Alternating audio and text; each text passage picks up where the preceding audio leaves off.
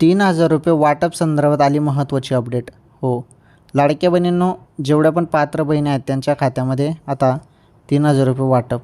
आता हे बघा, भरपूर बहिणींनी ई-KYC चुकीची केली होती, त्यामुळे त्यांना आता 30 एप्रिलपर्यंत ई-KYC दुरुस्ती करण्यासाठी ऑप्शन देण्यात आलेला आहे. तुम्ही जर ई-KYC दुरुस्ती केली असेल तर तुम्हाला तुमचे जरी जेवढे पण हप्ते बाकी असतील, तुमचे 3 महिन्याचे 4,500 रुपये जर बाकी असेल तर ते तुमच्या खात्यामध्ये जमा होतील. 4 महिन्याचे 6,000 रुपये बाकी असेल तर ते पण तुमच्या खात्यामध्ये जमा होतील, परंतु ई-KYC दुरुस्ती केल्यानंतर.